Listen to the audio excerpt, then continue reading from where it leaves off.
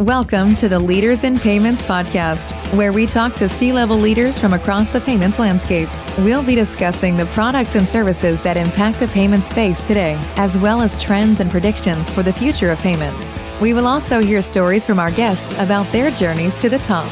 Hello, everyone, and welcome to the Leaders in Payments podcast. I'm your host, Greg Myers, and today's special guest is Tony Tom, the CRO and co-founder of StableC. So, Tony, thank you so much for being here today, and welcome to the show. Thanks, Greg. Really excited to talk with you, and thanks for having me. Absolutely. So before we dive into your career and the company, can you give us a quick snapshot of your personal background, maybe where you grew up, where you call home today, a few things like that? Absolutely. So I'm a Pacific Northwest guy. So grew up in Seattle. Wife was from Portland, ended up there for 20 years, started my career in the Portland fintech scene, which if you're not from Portland, you're probably like, Portland has a fintech scene. But there is some truth to that. Later in my career, I actually took a job with Block, which is obviously part of the story for what I'm doing now. But the theme has always been payments. Moved to San Francisco, though, circa 2019, just in time for the world to shut down for COVID and for our lives to be turned upside down just a little bit. But personal life looks like I'm the father of three boys. We play a lot of volleyball around here. One of my sons plays Division I, which we're super excited about. I coach at the local high school, so I'm part-time dad, part-time coach, part-time startup founder, payments executive guy. So that's, I guess, the many hats that I wear in me in a nutshell. Awesome. Well, I have three girls, so I know nothing about raising boys, but if you ever want to know about raising girls, I can tell you all about it. I appreciate that. Yes. Yeah, we can swap notes because I'm sure there are distinct differences. Yeah, absolutely. All right. So you started a little bit. Let's talk about your professional journey and maybe even if you don't mind getting into why you started StableC. Yeah, professional journey is interesting. So I set out to be a teacher, actually. Teacher coach was like my original vision early in my career. But then a mentor in my life said, you should really get into business development. And I was like, I don't know that I want to teach. He was like, yeah, I never thought you were going to actually finish that whole deal. And I was like, okay, cool. So he introduced me to a guy who's still in my life. He said, hey, come on and basically cut your teeth selling gift cards for Hollywood Video back in the day. So first job out of school was selling stored value products randomly. But that didn't last very long. And I actually went with that boss to a startup in Portland, which was founded by a couple of First Data executives called Chalkstone, which was the first attempt of, let's call it payment gateway and a digital rewards program. And we had this big contract with Subway.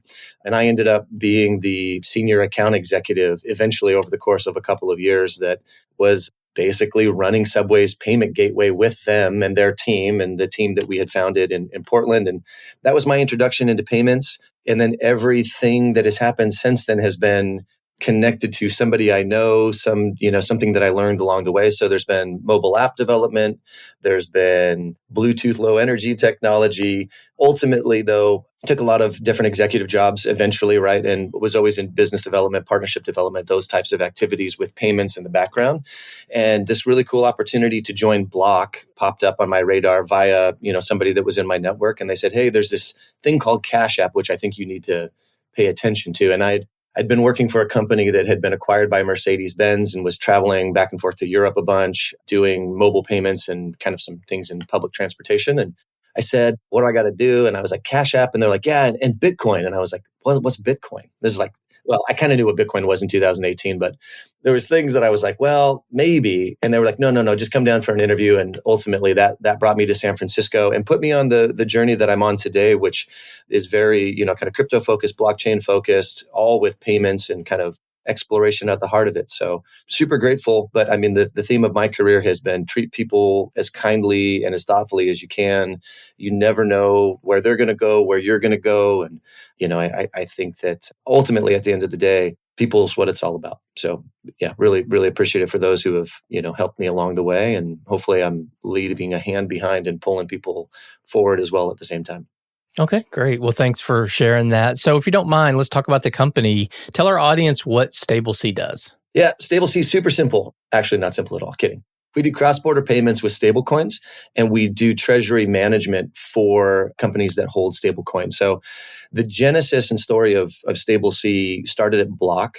after my stint with Cash App Global Operations, which was my first job there, I joined a startup internally inside a Block called TBD, which was kind of a tongue-in-cheek joke between Jack Dorsey and the CEO, a guy named Mike Brock. And essentially what TBD was focused on was open source protocols for identity and for payments. Circa 2022, there was this background question, I think, in a lot of people's mind, which was, what is money going to look like? How are things going to move? Are blockchains really going to be as disruptive as we think that they're going to be? And at Block, it was, how can we leverage Bitcoin in terms of blockchain and in terms of payments to push that future forward? And there were a bunch of missing pieces on the table, mostly around identity, but also around network effects for how could other companies practically use either Bitcoin or some digital currency to share value amongst themselves. This was probably going to happen outside of a network at the time. So not Visa, MasterCard, not bank driven, not debit, rail driven, none of that kind of stuff. It was more, okay, well, what is it going to be? And how could a fintech like Block work with like another fintech, like a PayPal more directly, or like a Venmo, or like an international company? We had investments in Africa and all these places. And I was traveling around all over the place, and I ran into this idea like, oh, stablecoins is like actually a massive thing outside of our US market. And it wasn't Bitcoin. It wasn't Bitcoin that people were talking about in Africa. It wasn't Bitcoin in Argentina, in Brazil. It was stablecoins. And it was ultimately this idea that the US dollar is so much stronger than 99% of the other currencies in the world. And access to US dollar was driving a bunch of super interesting behavior in payments outside of the US. This was like reconciliation driven. It was settlement, cross border. So those questions started to pile up, and StableC was founded originally kind of inside of Block when we were trying to build for that scenario. We said, hey, there's no liquidity, there's no market maker, like these cross-border payments are way too expensive. And so we left Block and said, cool, let's found our own payments company. And we'd all kind of had practice doing that. There's 3 of us as co-founders, a founding marketer, a founding engineer. And so the 5 of us set out on this journey, which has been incredibly fun. But we've grown that original idea for solving liquidity for cross-border payments for stablecoins into, okay, now let's suck up fiat, turn it into stablecoins, and let's basically solve for trapped cash around the world. Because big corporates, they have this issue with having revenue and capital stuck in developing markets. Well, we can help with that because we have all the plumbing there. That's cool. And then we also realized, what's the story for the US for stablecoins? We live in the US dollar. What is a stablecoin's value to us? And I think the ultimate answer is it's instant settlement. Anywhere that instant settlement would provide significant value, companies should be looking at inserting a stablecoin into that process and using that as the settlement layer versus a bank rail or a Visa or whatever. And Visa and all these companies are responding to this. But I think that was the cool, interesting tech. And what's happening right now, and why we call ourselves a treasury management platform for stablecoins, is because there is this addition that we're adding in terms of real world assets, tokenized kind of yield bearing products from Wall Street. There is this massive seismic movement that's still very early, but we think it's really where ultimately this is going to move. And so StableC is that platform that businesses use for enterprise grade problems in money movement. That can be cross-border, that can be treasury management, but we use stablecoins in all of our practice to facilitate those solutions. So that's us. Okay. And I would assume your customers are all mid-market and above, larger. Yes and no. I mean, what we've tried to build is, yes, we are focused on the mid-market and above because that's a hard problem to solve, honestly. And it's a very risk-averse, conservative audience that wants to ensure and has to really protect their capital, their funds, and the process has to be what we kind of call bank grade across the board, right? So they're accustomed to dealing with Citi and JP Morgan and Goldman, and that upper market is going to move a little bit more slowly and thoughtfully.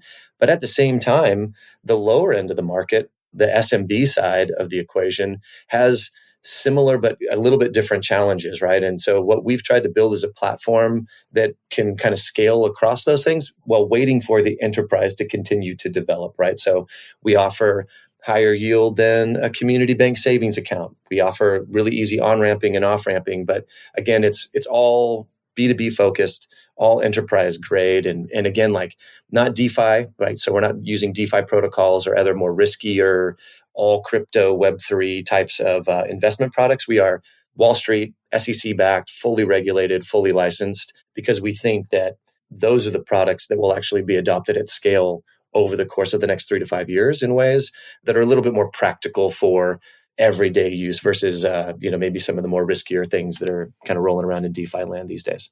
Okay. Well, what would you say is the biggest challenge your company is solving for your customers right now? Well, I mean, there's a few challenges. One's an educational challenge. I think that kind of what I was just saying, the audience, while being risk averse, I think is increasingly curious. And so what we do is a lot of consultative work with our bigger enterprise customers, right? So, and that consultative work can be as simple as, hey, let's, get on a hangout with executives and kind of with interested key stakeholders internally. And let's just dive into what your transaction flows look like, right? Where do we think that there's efficiencies that could be gained? And then let's dive into a solution, right? Because our platform is one of those types of platforms that it can scale and grow and stretch in different directions. It can be new automations that might make sense for one of our customers. It could be, new transaction flows into new markets as well. We work across 42 different countries today. So our breadth is really wide. But within that breadth, anybody that works in payments knows the devil is really in the details when it comes to the transaction flows in these emerging markets, especially whether that's bank flows, mobile money. Credit isn't really a thing, but like Visa and MasterCard are in some networks, they have instant payment rails. But like where you marry up and really combine crypto with these fiat rails, that's the tailoring and the building part that has to be done kind of case by case, depending on the needs of our partners in our business. Okay. Well, what would you say differentiates StableC from your competitors? I think there's a few key things. One, we're exclusively enterprise focused, right? I mean, like we are just laser focused. And when I say enterprise, I mean B2B focused. Most of crypto is built for retail payments. That was another like initial massive insight for us.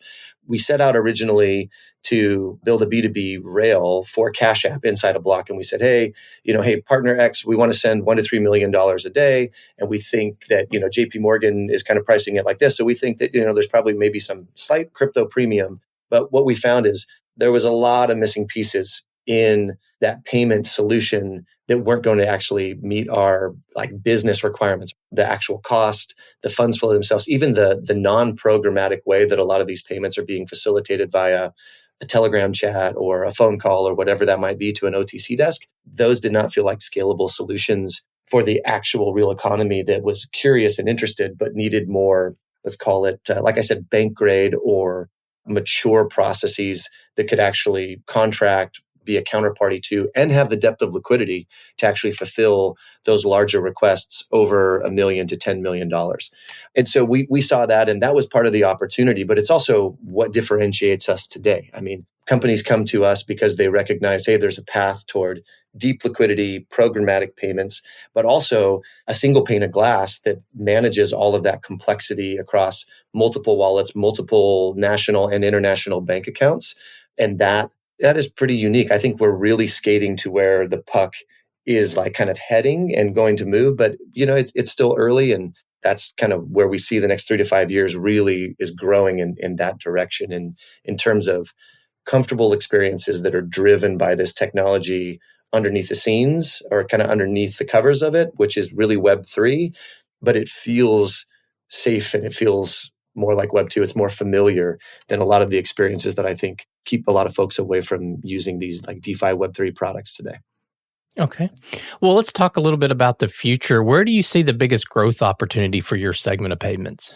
Well, I mean, opportunities are massive. I don't think that cross-border payments is solved yet at its scale. I don't think that it's there yet. I think there are, like for enterprise companies with multinational. So I think there's kind of 3 major problems that I think are still very much unsolved. Cross-border payments, though there are a significant number of entrants to solve that problem in a bunch of different ways. Some licensed, some heavily licensed, some under licensed, some orchestrating, some doing these other techniques. But depth of liquidity and then fulfillment time in certain markets, absolutely still ripe for solving, especially in emerging markets. I think trapped cash, what we call trapped cash, which is essentially, I'm a large multinational. I run this process every quarter to basically pull revenue out of my various markets in which I operate. That is not a solved problem. We have a ton of inbound from big companies that are basically saying, hey, I got this issue in Egypt. Hey, I've got this issue in Argentina. Hey, I've got this issue in Nigeria. They're generating revenue there, but either there's local capital controls or there's, kind of some issue where the central bank does not actually want those local fiat currencies to convert to dollars and then be repatriated. So there's tax questions, there's actual like central bank questions in terms of like how much money can come out of a country at any given time. We help with all of those scenarios. And then also there's this background, like how will companies manage their treasuries in the future where they have this complex environment of digitized assets and then also fiat assets that are sometimes at banks, sometimes in wallets. You have this quickly fragmenting ecosystem of financial tools that are available. And what we're really trying to do is bring all of that again into a single pane of glass and allow for our customers to understand their bank balance across many, many markets. So like, again, 42, 45 different countries, US, Canada, emerging markets, et cetera. And then also understand what does my digital asset portfolio look like? And then take action. I think like that's the massive thing that's missing from a lot of these solutions. There's visualization without the ability to actually act in real time or to set up rules and have automation engines that are sweeping and moving in a very thoughtful way, but are really accommodating for real business use cases. And so that's the platform that we've built. We heard all of that in the beginning, like painful to move money. And then we were like, well, also painful to manage wallets and to understand what's happening inside of all of these various complicated markets. Cool. Well, we can see across all of this. Let's actually bring all of this into a single view and again, make it actionable. So that's where we're at. And I think anything that's like kind of like future orientated in that direction, I think you'll find us really pressing into those spaces. Okay. Well, what does success look like for Stable C in the next, say, 3 to 5 years? It's probably the startup dream. Honestly, it's being the household name, that trusted financial professionals and people in payments look to and think like, oh yeah, Stable C, we got to talk to those guys because they understand what's going on. And then we build a tangible, valuable business that has, customers that trust us. We're incredibly people forward. Like when we founded the company, we looked at all of the things that were frustrating about being in big organizations and kind of feeling a little bit like, you can kind of just feel like a number or a cog in a machine sometimes. And we never wanted the experience of working with us to feel like that. And so we've really tried to press into that as people and put people forward and be very relationship driven. And so I think for us, if we have a tangible kind of like scaling business in the next 3 to 5 years that's providing real value. And, we're employing people and have built a team of like just really world-class people that we love and are caring for. And we're taking care of our investors and doing all the things that startups are supposed to do along the way. And I think, man, like I can't think of anything that would be more successful. Of course, but we need the customers, we need the revenue, we need all the normal stuff. But I really believe that if you do the right thing every day, and you work hard at it, good things happen. And I think I've already felt that over the last 18 months on this journey. Together, we've grown from that 5 that I mentioned a couple of minutes ago. We're 12 people that are just really diligently working in this problem space and having amazing conversations, building a real business. And I think also doing tangibly good things with regards to this technology in terms of making it a little bit more accessible, understandable, all that kind of stuff. Okay. Well, when you kind of zoom out and look at the broader payments industry, what do you think are some of the biggest trends that are reshaping the space right now? Well, I think that instant settlement comment that I made about stablecoins, and like if you step back and you think, what is the value of a stablecoin? I really think that in most cases it comes down to instant settlement. Like if we look across the broadest parts, if you look broadly across the payments ecosystem, you go, well, anything that's T2, anything that's T1, if you inserted a instant settlement component, call it a blockchain, a public ledger, whatever piece of the crypto tech that's important for that scenario, if you put that in there, does something good happen? Does the industry react in a positive way and say like, oh yeah, awesome. But it changes a lot of the dynamics. T2, like in some cases, it works well because, hey, I can place my order on Monday, but I don't actually have to pay for it until Wednesday. In some markets, like that's an advantage. In some of the derivative markets and other places, you're like, okay, maybe instant settlement doesn't always work well in that scenario. Or maybe a lot of things in the settlement layer outside of just like the actual value moving are going to need to be updated as well. So I think that, from a technology perspective and maybe, just from a general payments perspective, we use credit and we use banks to have a what feels like an instant payment system in the US, but it's really not an instant payment system, right? It's all on liability. It's all on banks, transferring balances. It's all on, we know that auth and settle are two different transactions. And yes, that transaction is auth. It's not settled, till the next day, which means then the funds don't actually show up till the next day. So there's all of these systems, even in the US financial kind of world, that we have made to feel instant, but are not really instant. And so I think stablecoins and then the technology that sits underneath it could be very disruptive in some of these places, but we'll see. There's a lot of entrenched interest. I think there's a lot of amazing work that's been done to give us the experiences that we have. And I don't know that the whole thing is going to turn over overnight, but I do think that slowly, suddenly is another phrase that I'm really, really fond of. And I think that we're kind of somewhere around that second slowly. Like for a long time, it was like stablecoins and crypto was like this, like, I don't know. Like that's for like DeFi, like crypto bros. And that's like a different world where now I think it's getting sucked into the mainstream. I mean, like, when Goldman and Charles Schwab and they're making ETFs for Bitcoin and all this cool stuff is happening, you think like, okay, like there is a draw on the traditional side of the house that is going to start to incorporate a lot of this tech. Okay. Well, a couple of final questions. So if you could go back and give yourself advice at the start of your career, what would that be? Buy Bitcoin as early as possible. No, I have actually an interesting story. In 2013, I had an 18-year-old kid. I was working late at a startup that I was working at in Portland. And we were sitting there together and he goes, "Hey, do you have $10,000 you don't know what to do with right now?" And I was like, I just had a couple of kids. I was like, not really. And he goes, I said, "Well, what do you want to do?" And he goes, "I want to build a Bitcoin miner in my room. And I think I can do it for about $6,000, $7,000. This is 2013. So the price of Bitcoin, I don't even know. Somebody could probably look this up, but it's like less than $100. And I said, "Well, what's my term? Like, how quickly is it going to take to get my $10,000 back?" And he kind of like does like a little math on the side and he goes, "I don't know, maybe a year." And I was like, "Nah, I think I'm good." And that was probably the worst dismissal of an idea that I've maybe ever had in my entire life. We would be having a completely different conversation. But the advice that I would give and I give to my kids is they're kind of like getting to that point where they're going to have to think about what their career looks like. I've got kind of older kids and I think it's just, you treat people well and good things happen. I mean, there's always like a doomsday on the horizon, like all that kind of stuff is always out there, and especially working in payments and in financial technology generally. But we typically find a way to survive. And yes, things change, but just keep treating people well, do the right thing every day, and, good things will happen. Okay.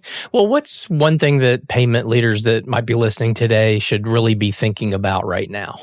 Well, I mean, selfishly, I don't think that you can ignore what's happening over on this side of the board. So the reason why I'm on this side, like my metaphor at the time was like, I was sitting in traditional payments land and we were trying to do all of these things at Cash App. And so my job at Cash App, if you rewind back like a couple of years, was expand Cash App outside of the US.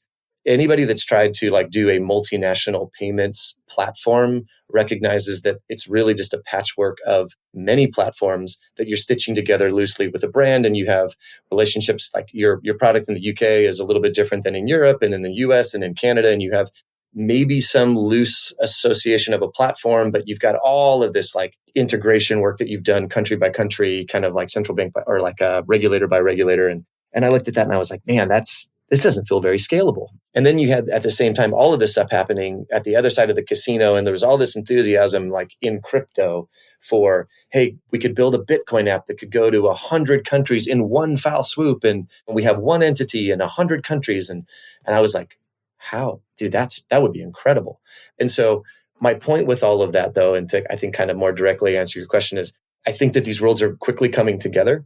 I think that if you're working in a more traditional environment, we have a ton of interesting conversations with, companies that are very much in TradFi land, but they know that there is something happening over here. I would say, like, if you have that instinct, if you're listening to me and if you've come this far in this conversation, don't ignore that instinct. I would say press into that and be a leader inside of your organization to like kind of promote some of that change. Do it thoughtfully, do it with a ton of research, but there are plenty of data points, I think, at this point that I think indicate that there's something that's tangibly happening on this side of the board. And there's going to be real innovation, that gets built using crypto-like technology back into TradFi in ways that I think are going to be really cool, whether that's tokenized deposit work or whether that's launching a stable coin or whether that's figuring out how to use stablecoins or other tokenized assets. I think we're probably a few months away from final legislation, which clarifies some of the yield components of this. But once that gets nailed down, once we have clarity, man, I think companies should be building now, anticipating one of two outcomes. Either stablecoins can directly pay yield or they can't. I don't know that actually matters, because you can just flip from strategy A to B and go, cool, we'll do something in stablecoins to pay yield. Cool, we'll work in yield-bearing assets that are issued from Wall Street firms. Either way, I just think it's a good moment in time to get smarter and to press into your curiosity and see what it's like on the other side. Okay. Well, Tony, I think that's a great way to wrap up the show. So I know your time is very valuable, so I really appreciate you being on the show today. So Tony, great meeting you, and thanks again for being here. Yeah, appreciate it very much, Greg. Take care. Have a good one. And to all you listeners out there, I thank you for your time as well. And until the next story. Thank you for joining us this week on the Leaders in Payments podcast. Make sure you visit our website at leadersinpayments.com, where you can subscribe to the show and where you'll find our show notes. If you enjoyed listening, please share on your social channels as well.